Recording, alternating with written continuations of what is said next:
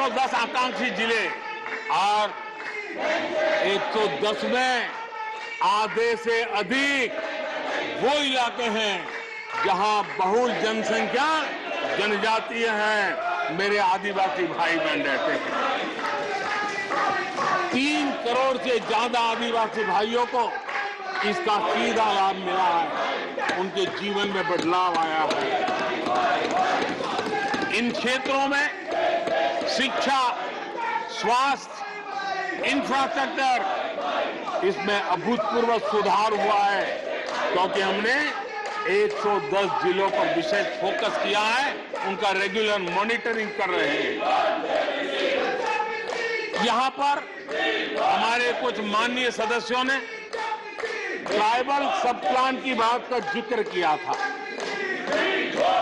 मैं ऐसे साथियों का अनुरोध करता हूं कि जरा समय निकाल करके किसी पढ़े लिखे व्यक्ति की मदद लेकर के बैठिए, जो बजट को अध्ययन कर सकता है, थोड़ा समझा सकता है, और आप देखेंगे तो पता चलेगा कि बजट में शेड्यूल्ड ट्राइब कंपोनेंट फंड्स, इसके तहत 2014 के पहले की तुलना में 5 गुना अधिक वृद्धि हुई है।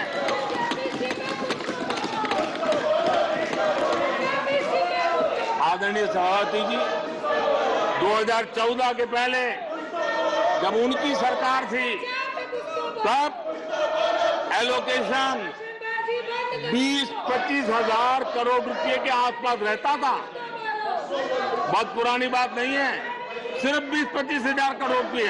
आज यहां आकर के गीत गा रहे हैं।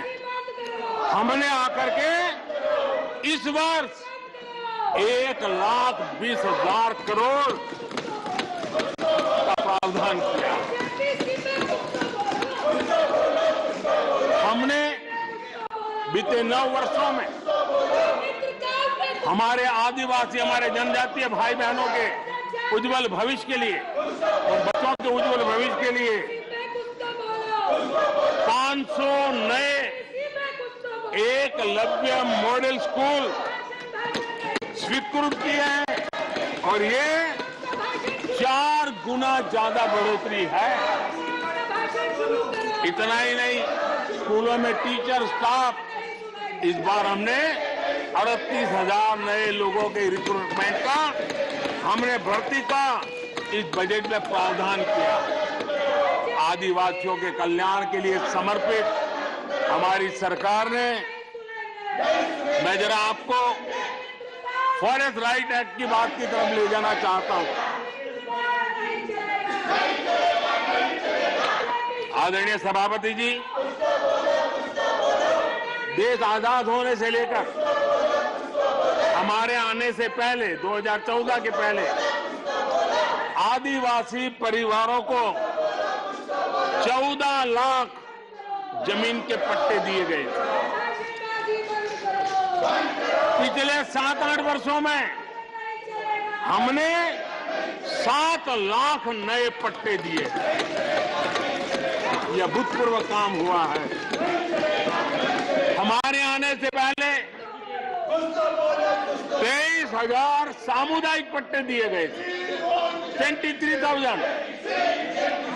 हमारे आने के बाद 80,000 से अधिक सामुदायिक पट्टे दिए गए हैं।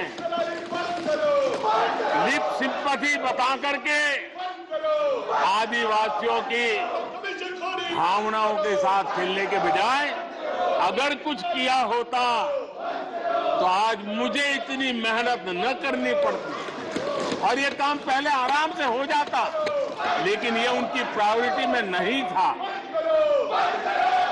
आदरणीय सभापति जी, इनकी अर्थनीति, उनकी समाज नीति, उनकी राजनीति वोट बैंक के आधार पर ही चलती रही और उसके कारण समाज की जो बेसिक ताकत होती है, स्वरोजगार के कारण देश की आर्थिक गतिविधि बढ़ाने वाला जो सामर्थ्य होता है, इन्होंने हमेशा नजरअंदाज कर दिया। उनको वो इतने छोटे लगते थे, इतने बिखरे हुए लगते थे, तो उसका उनको कोई मूल्य ही नहीं था। जो छोटे छोटे काम में जुड़े हुए, जो स्वरोजगार के ऊपर समाज पर बोझ बने बिना समाज में कुछ न कुछ वैल्यू एडिशन करते हैं, उनके प्रति दुर्लक्ष्य किया गया। छोटे काम में जुटे इन करोड़ों लोगों को भुला दिया गया। मुझे गर्व है कि मेरी सरकार ने रेहड़ी वाले, ठेले वाले, फुटपाथ पर व्यापार करने वाले लोगों की सुन ले। ब्याज के चक्कर में जिनके जीवन तबाह हो जाते थे, दिन भर का पसीना ब्याज खोरों के घर जाकर के चुकाना पड़ता था, उन गरीबों की चिंता हमने की, उन रेहड़ी ठेले पटरी वालों की चिंता हमने की। और आदरणीय सभापति जी, हमने इतना ही नहीं, हमारे विश्वकर्मा समुदाय जो समाज निर्माण के अंदर एक भूमिका देते हैं, जो अपने हाथ से औजार की मदद से कुछ न कुछ सृजन करते रहते हैं, समाज की आवश्यकताओं की बहुत बड़ी मात्रा में पूर्ति करते हैं। चाहे हमारा बंजारा समुदाय हो, चाहे हमारे गुमंत जाति के लोग हैं, हमने उनकी चिंता करने का काम किया है।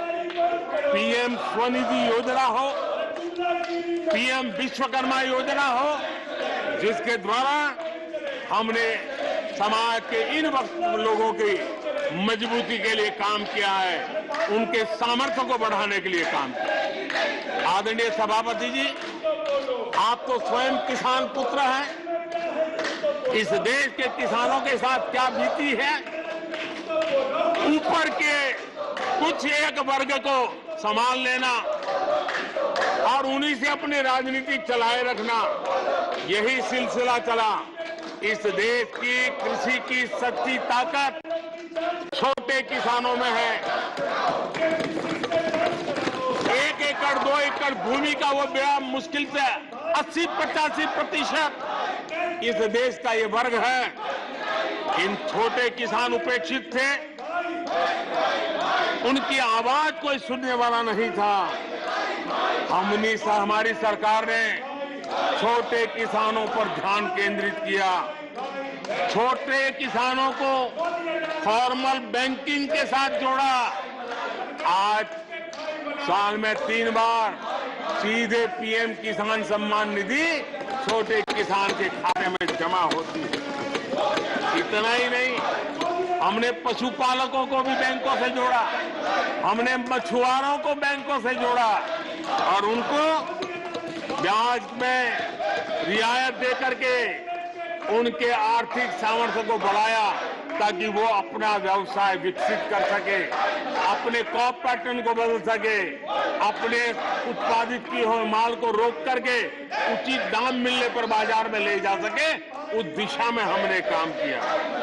आदरणीय सभापति जी, हम जानते हैं हमारे देश के बहुत सारे किसान ऐसे हैं कि जो बरसाती पानी पर उनको गुजारा करना पड़ता है। सिंचाई की व्यवस्था ये पिछली सरकारों ने की नहीं। हमने और देखा है कि ये छोटे किसान पानी बरसाती के भरोसे जीने वाले, मोटे अनाज की खेती करते हैं, पानी होता नहीं है। ये मोटे अनाज की खेती करने वाले किसानों को हमने विशेष स्थान दिया।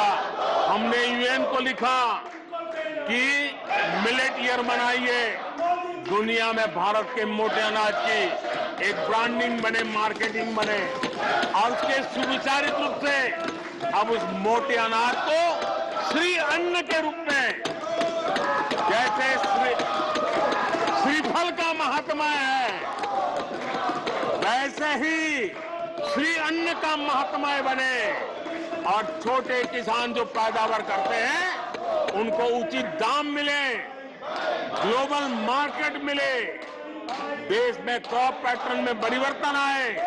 और इतना ही नहीं, ये मिलेट सुपरफूड है, पोषण के लिए बहुत बड़ी ताकत है। हमारे देश के नई पीढ़ी को पोषण की समस्या के समाधान में भी ये काम आए, जो मेरे छोटे किसान को भी मजबूत करेगा। फर्टिलाइजर में भी अनेक नए विकल्प डेवलप किए हैं, उसका भी लाभ मिल रहा है। आदरणीय सभापति जी,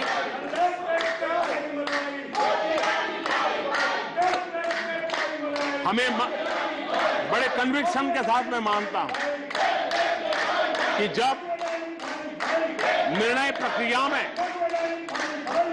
माताओं बहनों की भागीदारी बढ़ती है तो परिणाम अच्छे मिलते हैं, जल्दी मिलते हैं और निर्धारित लक्ष्य को प्राप्त करने वाले होते हैं।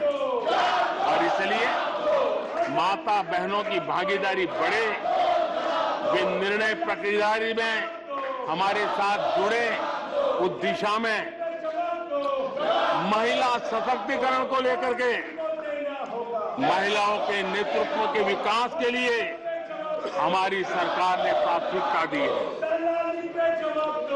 सदन में हमारे एक माननीय सदस्य ने कहा कि महिलाओं को टॉयलेट देने से क्या महिलाओं का विकास हो जाएगा? हो सकता है उनका ध्यान सिर्फ टॉयलेट पे गया हो, वो उनकी कठिनाई होगी, लेकिन मैं जरा बताना चाहता हूं, मुझे इस बात का गर्व है और मैं गर्व अनुभव करता हूं क्योंकि मैं राज्य में रह करके आया हूं, मेरे गांव में जिंदगी गुजार कर आया हूं। मुझे गर्व है कि 11 करोड़ शौचालय बना करके मैंने मेरी माताओं बहनों को इज्जत कर दिया है। मुझे इस बात का गर्व है। हमारी माताओं बहनों, हमारी बेटियों के जीवन चक्र की तरफ जरा नजर करें। हमारी सरकार माताओं बहनों के सशक्तिकरण के लिए कितनी संवेदनशील है, उसकी तरफ मैं जरा ध्यान आकर्षित करना चाहता हूं। और जिनको सिर्फ टॉयलेट पे ही सोच अटक गई थी, वो जरा कान खुल करके सुने ताकि आगे जाकर ये बताने में उनको सुविधा होगी। गर्भावस्था के दौरान शिशु को पौष्टिक खाना मिले, इसके लिए हमने मातृ वंदना योजना चलाई और इसके लिए प्रेगनेंसी के समय महिला के बैंक खाते में सीधा पैसा जाए,